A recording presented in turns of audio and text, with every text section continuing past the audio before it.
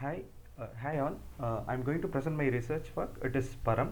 It is a microprocessor hardened for power side channel attack resistance.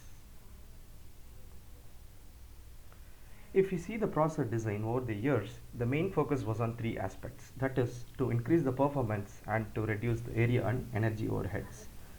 But due to a spurt in security threats, current microprocessor design started to think about security as part of their design. For example, features like trusted execution environments, secure boot and TPMs are now become default in processor design. Security is no more an afterthought and it becomes mandatory. So this thesis is the first work that investigates the design of a microprocessor for power side channel attack protection. Before going into detail, I'd like to throw some light on power side channel analysis. In cryptography, there are certain form of attack which do not bother about the software implementation. Rather, it focuses on the hardware when it is executing a crypto algorithm. For example, an attacker unable to come up with the secret out of the crypto device using its timing and power consumption of the device. These are known as side channel analysis. In that way, power consumption of a microprocessor is a potential channel for information leakage. Paul Kosher introduced differential power analysis, which measures power consumption of a device to reveal secret information. Let us assume this scenario. A crypto algorithm is executed in a crypto device. It takes plain text as input and it produces ciphertext as an output. During this encryption, it uses secret key. Here, both the plain text and ciphertext is public, while the secret key is not known to anyone, only to the user. But if an attacker somehow able to tap the power consumption of the crypto device, then he would be able to come up with what is the secret that is used in the crypto device. So this is the basic idea of power side channel attacks. If we see the power attack setup, then it would consist of the crypto device and it is connected to the host PC. The host PC keep on sending the plain text to crypto device, and the crypto device encrypts the plain text and then it produces ciphertext back, and it sends the ciphertext back to the host PC. On the other side, there is an oscilloscope which keeps on monitoring the power consumed by the crypto device during each encryption. It records all the power traces during encryption, and it sends all the power traces collectively to the host PC in order to do further processing. Let us see how the secret of AES-128 is getting revealed by differential power analysis. Before going into that, I would like to just touch upon the encryption scheme of AES-128. So it takes 16 bytes input, which is nothing but the plain text, and it undergoes 10 rounds of transformation. Then it produces the output as ciphertext, which is 16 byte. So in each round, it does 4 operations known as sub bytes, shift rows, mix columns, and add round key. Except the last round. Last round does not have the mix column operation. As I said, the 16 byte plain text initially is XORed with the secret key, then it produces ciphertext which is of 16 byte at the end. So if we plot the power consumption of the device during a single encryption of AES-128, it would look like this. So x-axis here is the time, y-axis is the power consumed by the crypto device. Here we can clearly see there are 10 symmetrical shapes which depicts the 10 rounds of AES.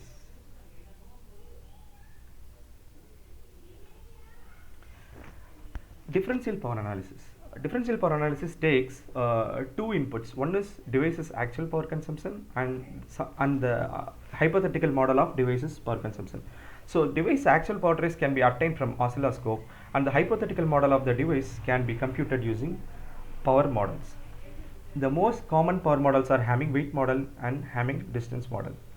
Let us assume this a signal carries the value A, which is of 7 bits. If we use Hamming weight model to compute the hypothetical power, then it would look only into the set bits on that particular signal. So in this case it is 3 if we use Hamming weight model. On the other hand, Hamming distance model look into the number of bit toggles in a transition. In this case, if a value A is getting replaced by value B, then it would look what are the number of bit toggles during this transition. It is 4 here in this case. So Hamming distance model compute the hypothetical power as 4.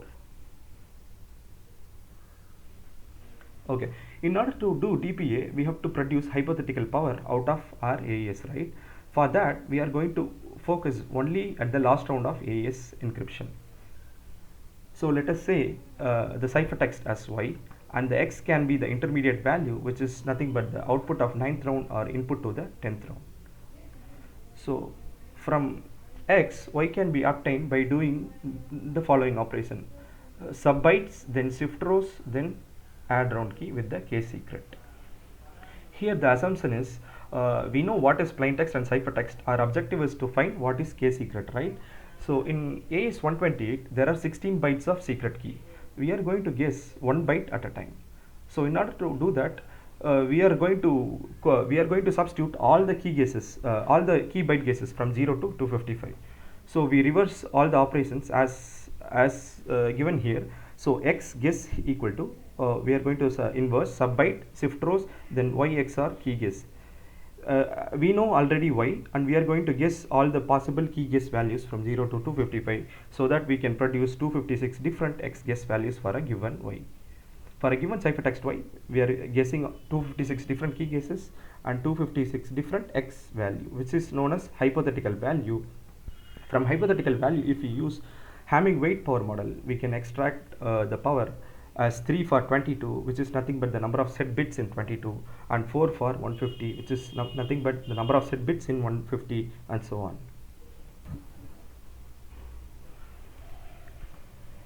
As I said, for doing DPA, we have collected two different inputs. One is the device actual power trace. On the other hand, we have collected hypothetical power trace of the AES 128. So in this matrix, there are n rows. Each row is nothing but the power consumed by the device during one encryption.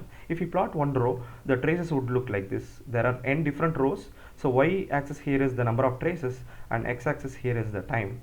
In this matrix, if we plot each row, there will be a hypothetical trace like this. So each column, so y-axis here is nothing but the number of traces again, and x-axis is the key guess, which is varying from 0 to 255. So in fact, our objective is to find what is 1 out of this 256 value, right, which is used during this encryption. We have to find 1 out of this 256 key guess, that is the right key guess that is used during this encryption. So in order to find that, we are going to correlate each column of this hypothetical trace against each column of the actual power trace.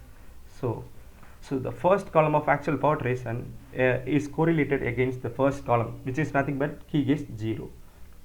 And also I would like to mention that we are only interested in the last round of AES encryption, right? So we take the points which lies inside this window. So this first column here is the point which lies in this area. So again, we are going to correlate the first column of actual power trace with the hypothetical value 0, and first column against the key guess 1, and so the key guess 255. Then the second column versus key guess 0, and so on. It repeats for all until each column of the actual power trace is correlated against all possible key guesses. So at the end, we would produce different correlation scores, right, for different key guesses. In each key guess, we will take only the maximum correlation score, and if we plot all the maximum correlation scores, then the plot would look like this. So here, the x-axis varies from all the possible key guesses 0 to 255, and the y-axis is the correlation coefficient, which ranges from -1 to 1.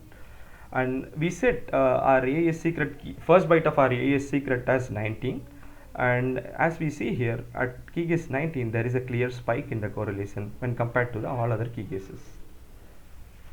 So this is how the byte of AES 128 can be revealed using DPA. So if we repeat the same process for other bytes of AES, we can reveal all the 128 bit of AES secret using differential power analysis. Paul Kosher introduced DPA in 1999. Since then, there have been multiple researches multiple works that have been proposed on various platforms. For example, it varies from embedded device to CNN accelerator. If we see the work on embedded device, the most familiar works were like breaking software DES implementation in smart cards and reverse engineering the keylog cipher used in access control systems. And if we see the work on mobile devices, researchers were able to fingerprint the applications used in the mobile devices, and they were able to break the Android's crypto library and guessing the user's password. Some of the works on IoT devices, they were able to reverse engineer the source code executed on AVR microcontroller. In 2018, Wei et al. Came up with the attack on CNN accelerator. They were able to predict the image given to the CNN by using the power traces of the CNN accelerators. On the other hand, there have been different countermeasures which have been implemented at various layers of operation. For example, it varies from algorithmic level to system level approaches. If you see the work on algorithmic level, the work such as the fresh keying and usage of tweaks are most common. And the work in implementation layer actually targets to mask the value to randomize the sensitive operations to hide the information leakage and using threshold implementation. In compiler level approaches, it uses different registers for storing two subsequent masked values, which actually get rid of the vulnerabilities introduced by register reuses, and the work such as code morphing, which creates moving target to the attacker, which makes the attack very difficult. And the SEA resistant coprocessor, which was designed by Nabil, it thwarts the data leakages using partially homomorphic encryptions. And the work such as constant power consuming logic styles and randomizing input clock using jitters are common in EDA based approaches.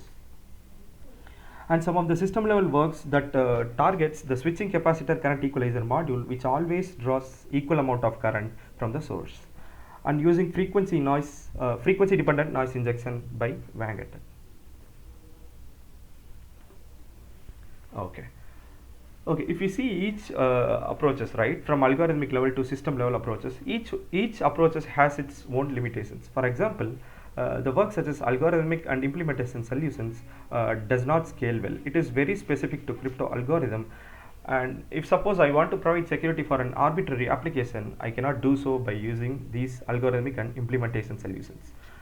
And if you see the overheads, area overheads in algorithmic approaches, it is up to 3x. It is very huge. On the other hand, compiler based approaches actually fail to prevent all type of side channel vulnerabilities. For example, it provides security only for register reuse. Vulnerabilities introduced because of register reuse. And the SEA resistant coprocessor COFI has the problem of root of trust, and it supports only few operations. EDA based solutions, though they are able to stop the side channel vulnerabilities, and it makes it very hard to debug the leaking part of the design. Okay, our motivation is to empower the computer architects to handle power side channel leakages. A computer architect who do not have expertise in side channel analysis, but he should be able to fix and he should be able to detect the bug side channel vulnerability in the early during the design phase. So we incorporate the countermeasures early during the design phase. It actually reduces lot of time to detect the side channel vulnerability and to fix the side channel vulnerability. And since we are working ground up level, the overheads associated, such as area and timing overheads, are very minimal.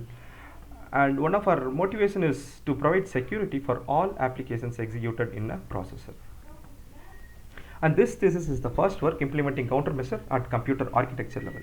So far we have seen work that actually touched from implemented solutions from algorithmic level to system level, and no work actually touched in the computer architecture level. And this thesis is the first work which adds countermeasures at the computer architecture level during design phase. If you see the contributions of this thesis, it is twofold. The first work is PLAN. It stands for Power Leakage Analyzer.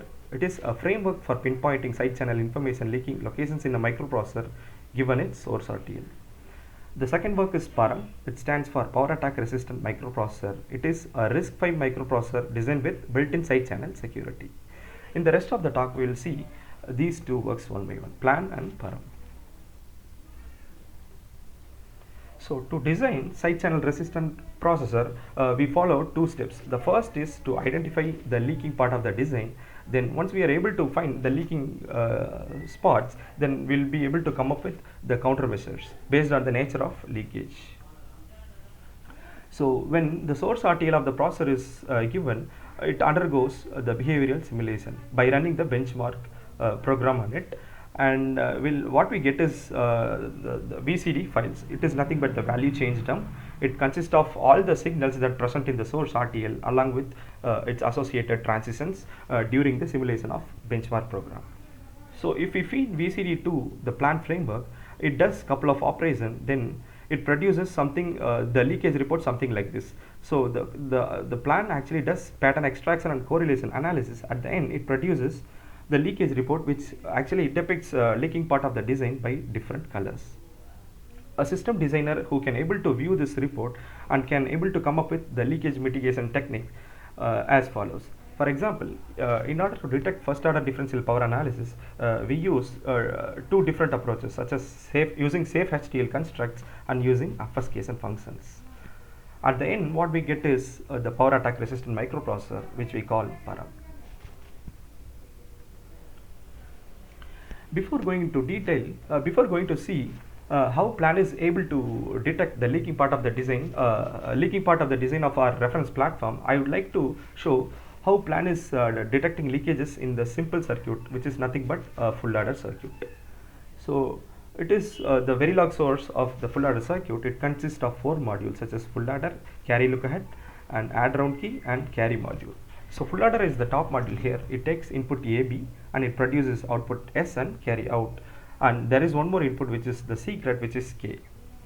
So it instantiates two sub modules, carry look ahead and add round key.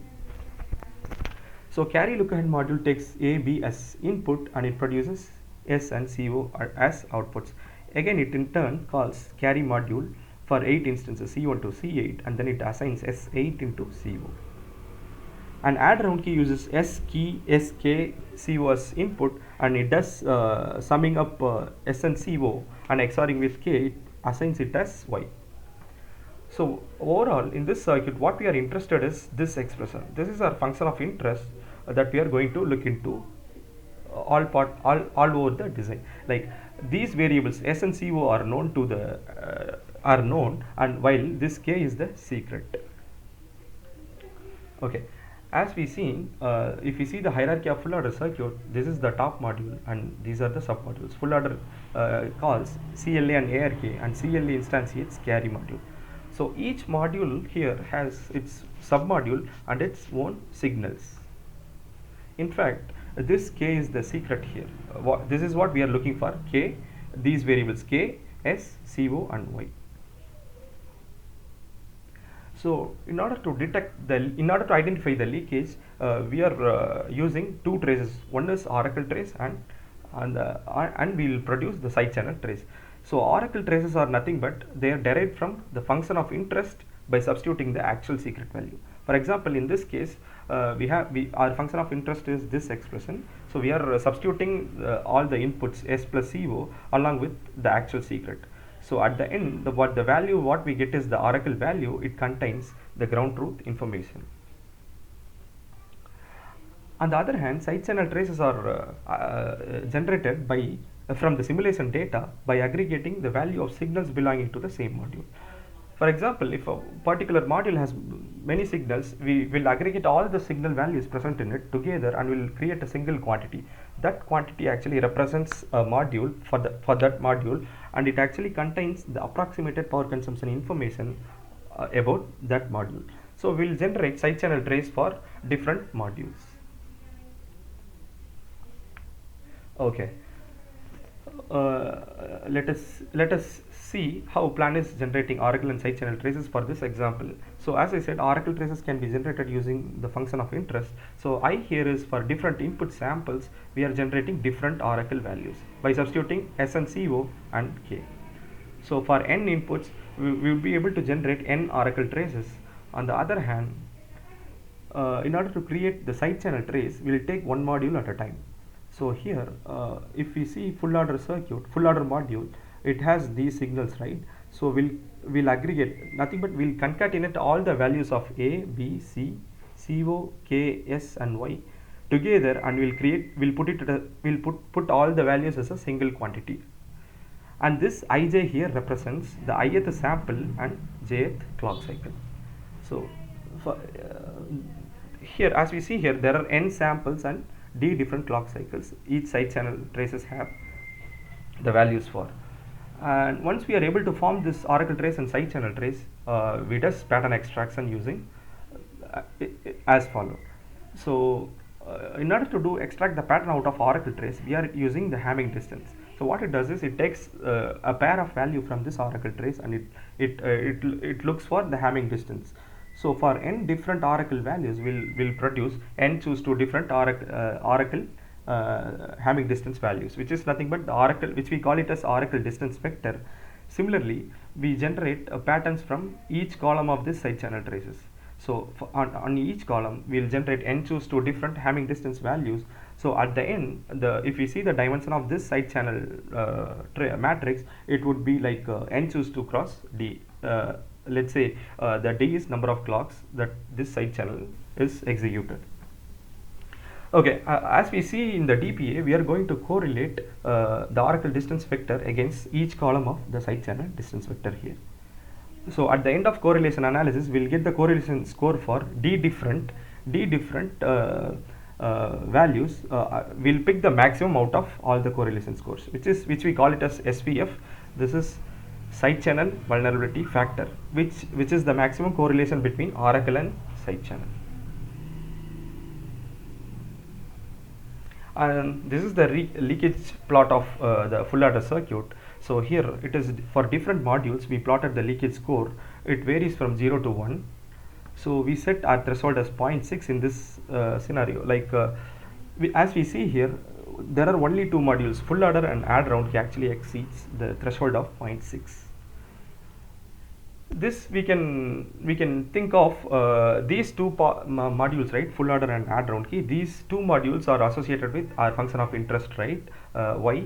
So only these two modules are actually causes leakage as planned reports. But I would like to mention here, if our function of interest, let us assume this scenario. If I want to find the leakage part of the design of a microprocessor by executing a random arbitrary benchmark, so my intermediate, my function of interest can be any one of the intermediate value of that arbitrary algorithm, right? So, and I cannot do static analysis and say this part of the design actually causes the leakage, since the intermediate value can be held by any part of the design, right? So in that scenario, plan would be the potential choice for doing information leakage evaluation.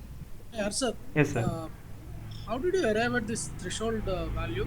This Leakage score 0.6. since we are using SVF, right? So this is the paper by John Dem. So he used SVF threshold as 0.6. So whatever crosses 0.6 actually causes the leaks the information about the whole data. This is the threshold set by the paper SVF, side channel vulnerability factor by John Dem. Oh, but maybe the input parameters and other things in his experiment are different compared to yours, right? So whether that is an No, impact. no, sir. He actually tried to made a generic framework which actually does evaluation of side channel leakage. Okay, Okay, fine. fine. So this is the architecture of our reference platform. It is a RISC-V processor. It has 5-stage in-order pipeline. It is implemented in BlueSpec system Verilog, and the Verilog source code consists of 430 modules having 20K signals totally. So as we see here, there are 5 pipeline stages, and there is a data cache which uses line buffer and hit buffer, and couple of other register PRF and register files as well.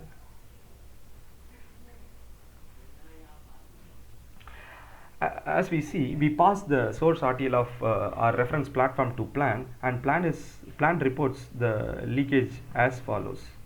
So we grouped all the modules based on its functionality, such as memory hierarchy, registers, functional units, interstage buffers, instruction fetch, instruction memory, and TLB. So if we see, the memory modules actually causes the most leakage when compared to other modules. Memory modules such as data cache, hit buffer, and line buffer actually causes, there are 85 signals causes the leakage overall in these three modules. The second most leaking modules are the register modules such as register file, physical register file, and control status registers. So there are 24 signals totally causes leakage. And there comes the functional units such as ALU, arithmetic logic unit, floating pointer unit, and multiv unit.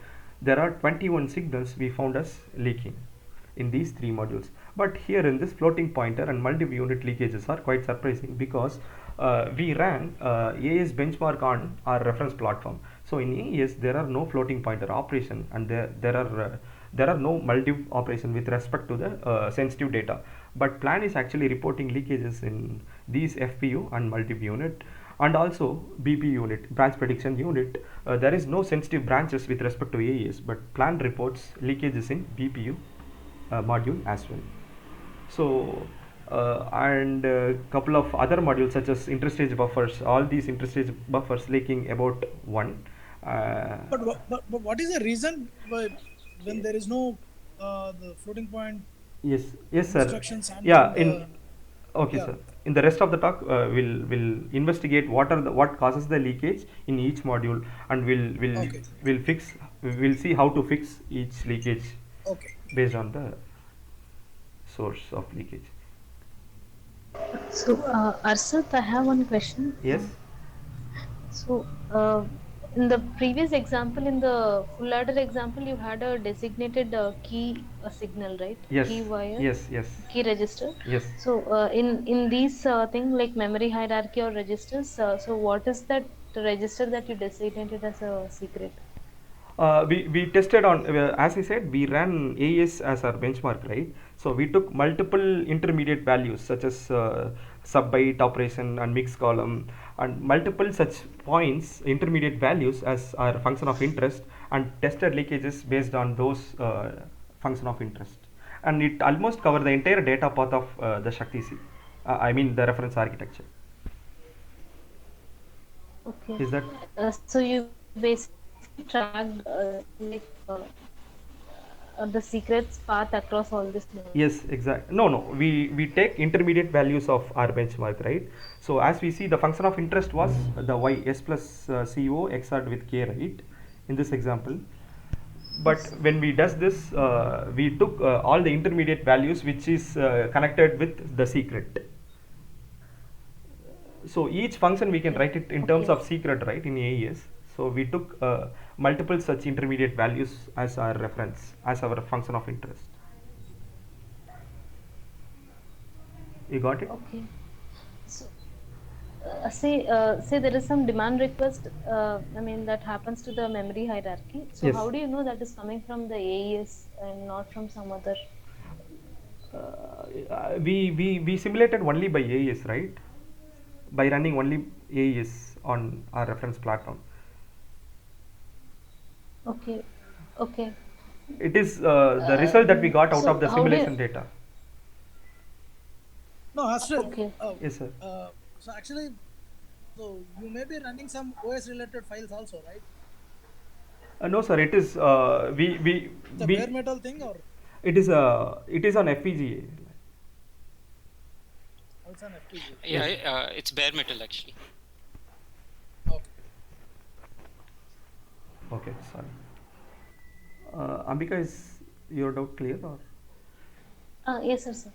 Okay. Okay, we plotted our leakage scores on the floor plan of Shakti C, and this is how it looks like. So here, different color depicts the different amount of leakage. Like the red one actually says it leaks the entire it leaks the information almost the entire about the entire data, while the yellow one and green ones are medium and mild respectively, while the blue part of the design or does not leaking any information. So as we see here, the memory module's data cache, line buffer, and hit buffer actually leaks most, and it occupies the most it occupies the more area of this circuit, and there comes the register file and integer RF and all the register modules, and also our unwanted leaking modules such as muldiv, FPU, and BPU. Okay.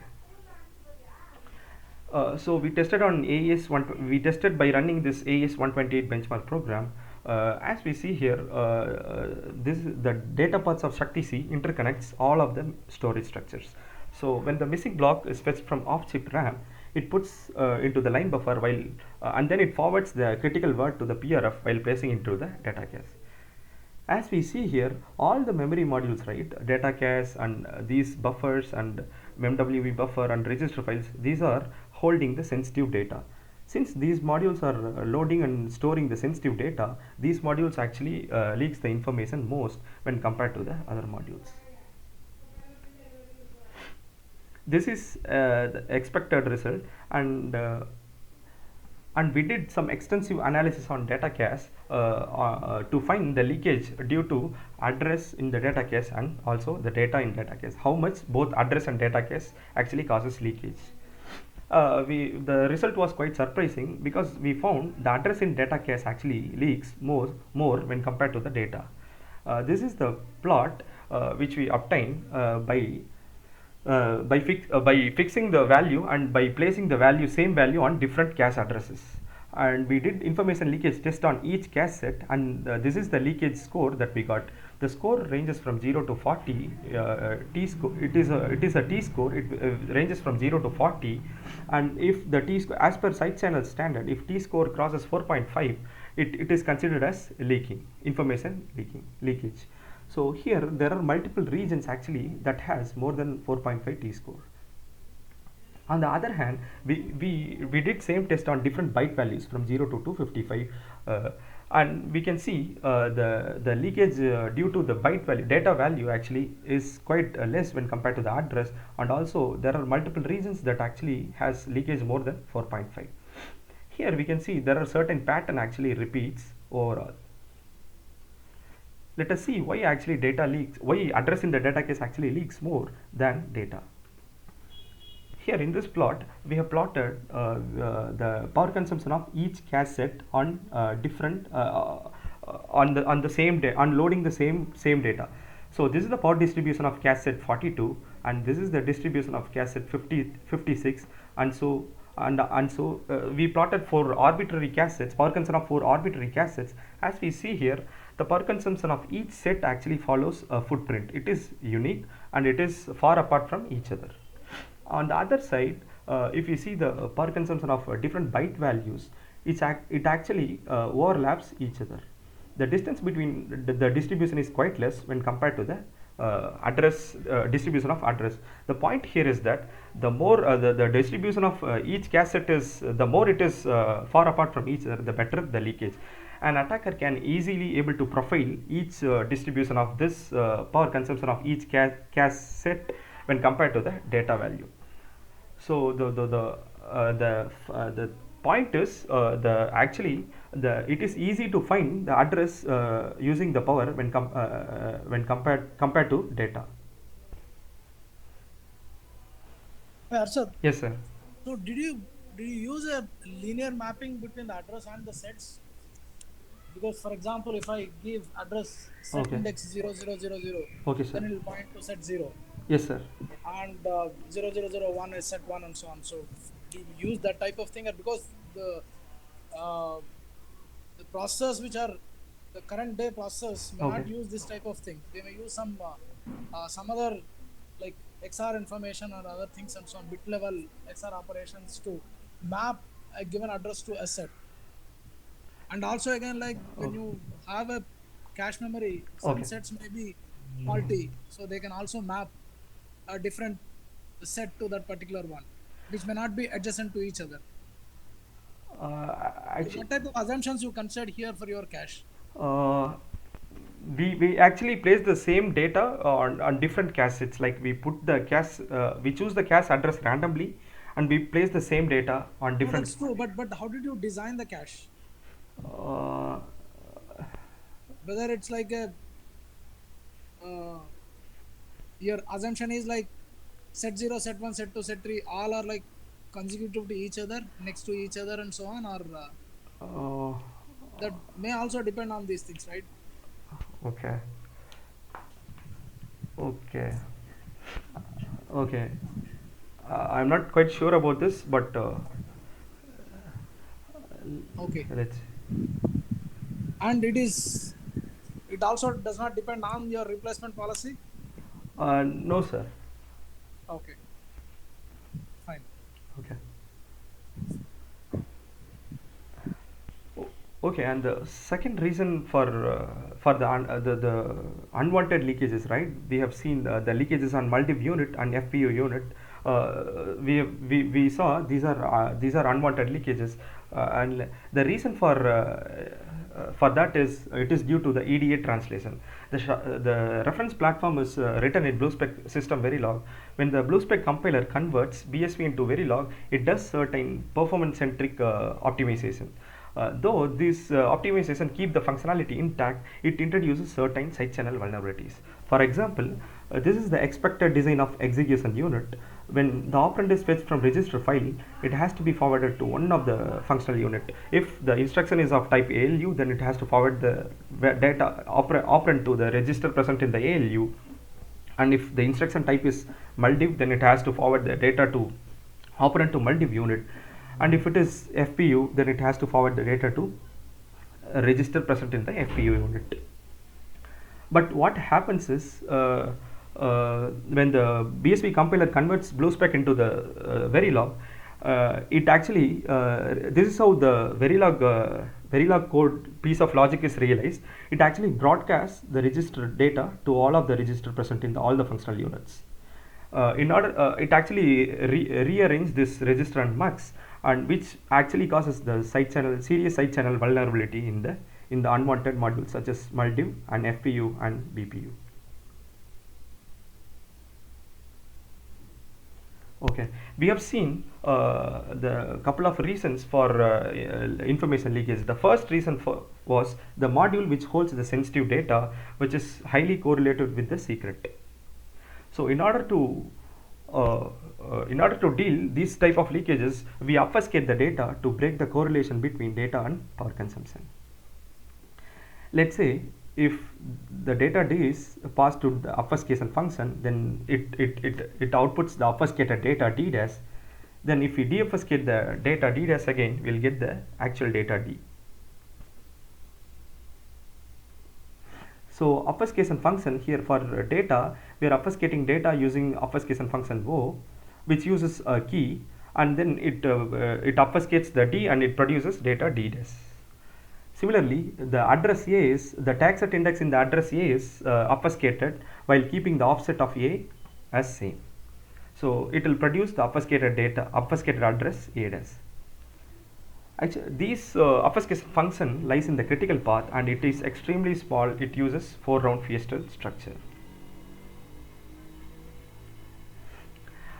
In order to improve the security of the obfuscation function, we are changing the obfuscation function key of the obfuscation function frequently. So whenever there is a key change happens, the data in the memory structure such as register file has to be remapped based on the new key. So for doing that, we have to first deobfuscate the data D dash using the old key. So we'll get the actual data D here. Then if we obfuscate the data with the new key Kn, we'll get the obfuscated data D double dash. So all key change request is centralized and all key changes happens periodically. So this was our reference architecture of our reference platform, and we added obfuscation after adding obfuscation. This is how the data path looks like. Here all the red dashed lines are obfuscated data, contains obfuscated data. When the data fetched from cache controller, it does obfuscate and it forwards the obfuscated data. All the most leaking modules here, right, the thicker lines, all the register files and the data cache hit buffers now actually loads and stores the obfuscated data. As we see here, when the data enters into the decode and operand fetch stage, it is deobfuscated back in order to do the execution. Once the execution is done, we'll obfuscate the data back and we'll put it into the EXMEM buffer. So here these orange lines are the remapping controls, which is taken care by this remapping unit. Whenever key change happens, as I said, it does remap all the data that is present in this memory structures.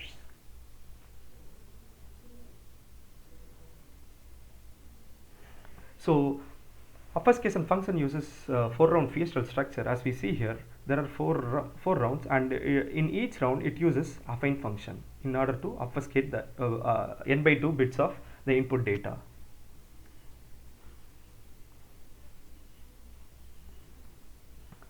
So this is the leakage plot that we saw already. This is due to the leakage due to address, and after adding the obfuscation, this is how the leakage looks. So the most of the regions have leakages have gone almost lesser than 4.5. And also we can see the distribution power consumption of each set actually overlaps other, which actually adds a great amount of confusion in the power in order to profile different cache sets. The second reason for leakage is due to the security agnostic EDA translations. That is, due to this broadcast of this register operand, right, to all the functional units, it actually causes serious side channel vulnerability. And to tackle this, we use safe HDL constructs. Let us see how it is done. So that it will forward the data to the corresponding functional units. Either it is to ALU, or only to Maldiv, or only to FU. So we found this piece of code written in BlueSpec actually causes the leakage during the EDA translation. I'll go through this code. When this condition A1 greater than H20 is true, we are setting tag valid as tag valid of A1 plus A2 to RG out. We are storing this value into RG out. If this condition fails, we are setting tagged invalid of this RG out. So when this is converted to converted by BSV compiler, this is how the this piece of logic is realized in Verilog. So RG out is getting written by A1 plus A2 preceded by this valid bit. This valid bit will become 0 if it is false, otherwise it is 1. But this data, right, this data will be always present in this RG out, irrespective of this condition.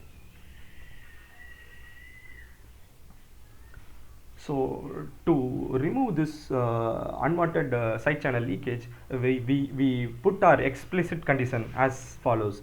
So if the condition is true, we put 1 followed by A1 plus A2 on RG out. Otherwise, we place 0 followed by all ones into the RG out.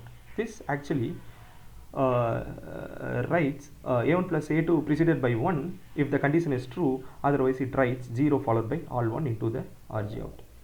This simple fix actually removes all the unwanted leakages from all the functional units such as FPU, Maldiv unit, and BPU.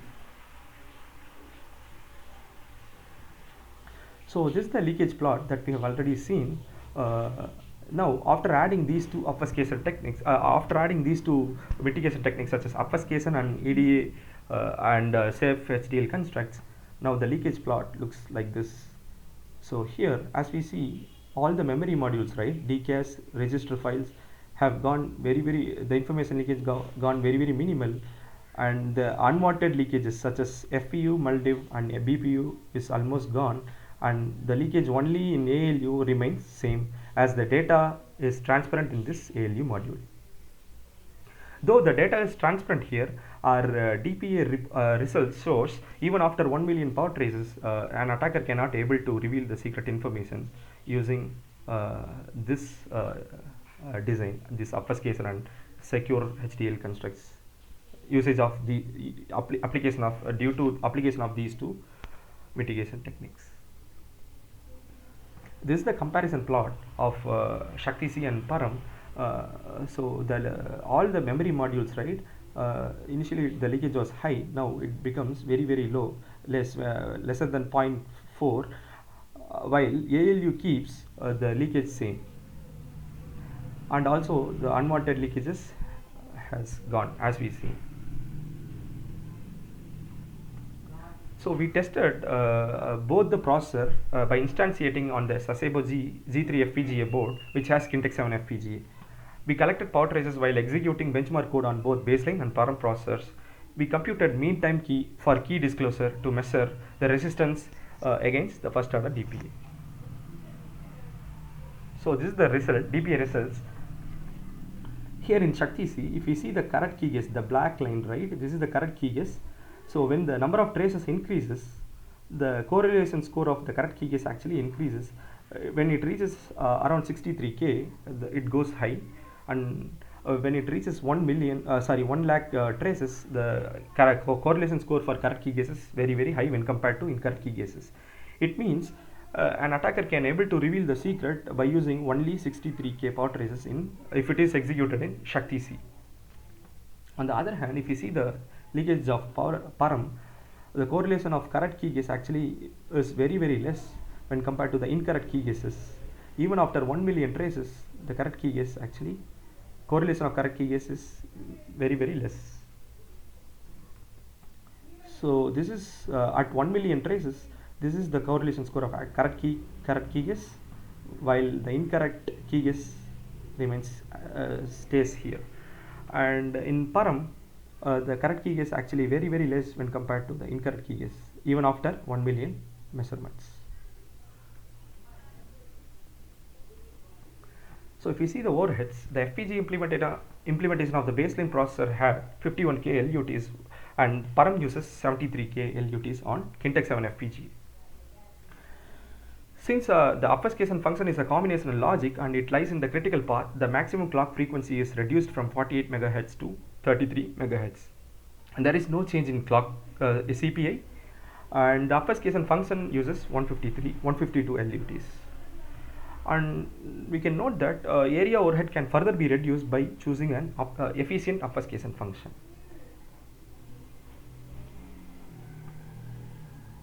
So some of the limitation of our works are like we tested on we look for only a linear relationship between the power and data, and which we eliminated from the source RTL, and we designed and tested to resist only against the first order DPA, and it protects only the attack against the attack that exploits the dynamic power consumption of the design. Some of the future works are addressing ALU and control path leakages, and of course adding better and efficient obfuscation functions. So to conclude, so this is the first general purpose processor which has built-in security against power side channel attack. Since we are fixing in the ground up level, our associated area and performance overheads are very minimal when compared to the contemporary DPA countermeasures, which has 3x area and over 100% performance overheads. And most of the high leaking modules are identified and eliminated, which is sufficient enough to protect against the first order DPA. We submitted our paper in the IEEE International Symposium on Hardware Oriented Security and Trust host, and it was supposed to be happen in this May, but it is rescheduled to December due to this COVID-19 outbreak. And also it is nominated for Best Paper and Best Student Paper award. Thank you so much. If you have any question, you can ask me.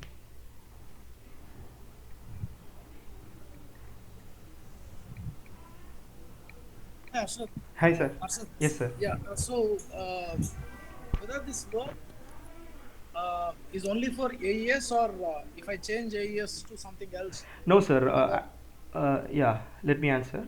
Why we choose AES is AES actually touches most of the data path modules. It covers all the data all the modules that is actually related to the data path.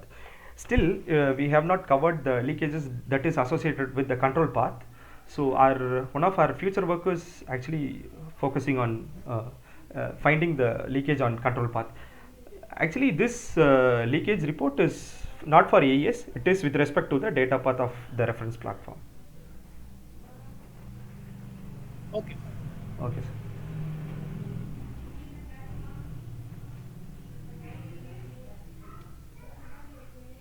Any questions?